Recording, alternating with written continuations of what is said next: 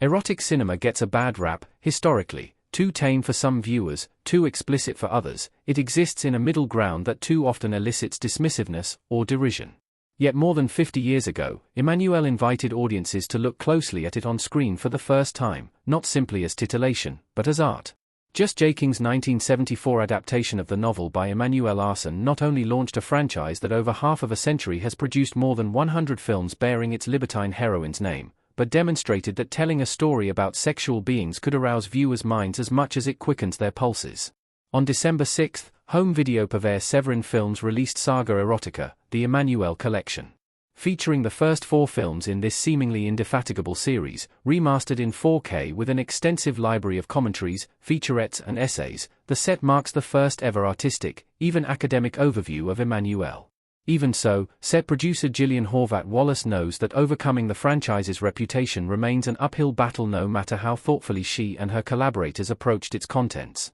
Try not to make me sound too transparently horny during the piece, because otherwise nobody will hire me, Horvat joked to Screen Rant. Full disclosure, this author contributed 2 essays to the set's 128-page booklet. Horvat is a pedigreed filmmaker, film scholar and home media producer. Her debut feature, I Blame Society, received an Independent Spirit Award nomination in 2022. Crediting fellow film scholar and regular genre home media producer Kiela Jennings for taking a chance on her for the project, Horvat said that the discovery of Radley Metzger's The Opening of Misty Beethoven, widely reputed as one of the greatest, and most artistically legitimate, pornographic films ever made, led her to Emmanuelle. I was talking to Kiela about Misty Beethoven, and I said, I had no idea that pornography was made like this, that had stories and production values and ambition and satire, all of these things, Horvat said. And so because Kiela was at Severin, I was like, if you ever have any adult titles, I would love to work on them. And Kiela was like, well, that's great because we definitely would love to have women producers on the adult titles.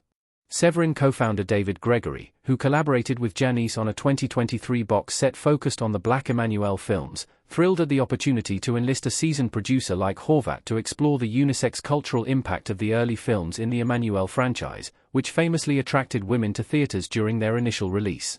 The original trilogy were famous because couples would go and see them, Gregory said. That was the big marketing angle, was the fact that it was inoffensive for couples to see these adult films. So I approached Gillian about it, and she was able to bring a perspective and people to interview that I might not have thought of if I was doing it myself. Gregory had previously worked on an Emmanuelle DVD set for now-defunct home video label Anchor Bay, where he not only spoke to many of the principal artists involved in the films, but first developed an interest in canonizing them as worthy of being taken seriously. One of the first trips that I took to shoot interviews was to Amsterdam to talk to star Sylvia Crystal, he remembered. And then to Paris to talk to Just Jaking and Yves Rousset-Rouard. That really started my interest in Emmanuelle, because that's where I really realized that it was this unsung masterpiece of French cinema. It became a little crusade on my part that needed to be remembered. Because it often gets just chucked in the cultural bin now, particularly in France, where they don't like to get behind the stuff that they don't consider high art. Armed with Gregory's earlier material, Wallace started working on the new set with the aim of providing a fuller context for everything in the films that might have aged, let's say, unevenly over the last 50 years. I wanted to go through everything salacious and problematic in the film and look at it from those standpoints of recognizing what's attractive about it, what is problematic about it, and really interrogating the intent behind it, and the historical context as well. That's probably one of the reasons I'm really proud of the ethnography piece that we did with Fordham University Assistant Professor of Communication and Media Studies, Jen Morman, she said. In between the 2 major erotic climaxes of Emmanuelle 2, there is an ethnographic digression into the tribal rites of Bali. There's a reason that the fashions all look like they're from the 1930s, because that was considered before the problematic time between France and Southeast Asia. We have a visual essay that goes deep into that. Horvat further highlighted how the films positioned their eponymous heroine as a counterpart to a particular mainstream male hero whose jet-setting exploits have become synonymous with his ultra-cool, luxurious identity. We look at how Emmanuelle was a globetrotter, she said. She goes from Thailand to Hong Kong, and then to the Seychelles, and what France's political relationship was with all of those countries. It contextualizes her as a softcore James Bond, in that she is having lovers from these environments, and she's both within and without these politics.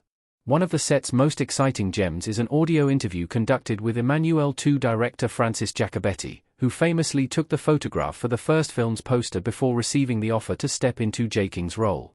Giacobetti passed away in June 2025 at age 85, and he does not hold back about Crystal, producer Rousset-Rouard, and many other aspects of the production, including the fact that he hated it so much he never wanted to direct again. He died not very soon after the interview was done, revealed Gregory. Interviewer Guillaume Ledesses actually showed up at the location with his camera, and it was a hospital. I don't know that Guillaume knew this before he got there, but he was actually in his hospital bed where he would pass away a few days later. The great thing about the Francis Giacobetti interview is how it is a counterpoint to our Yves Rousset-Rouard interviews, Horvat said.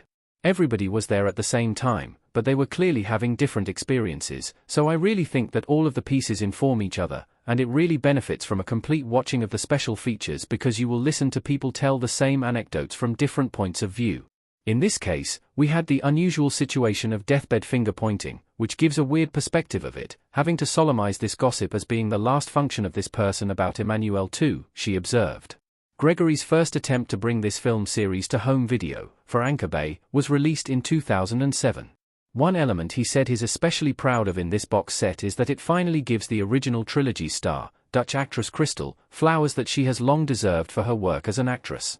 She personally got pushed aside as this actress who was Emmanuelle, as opposed to the actress that she is and the very smart person.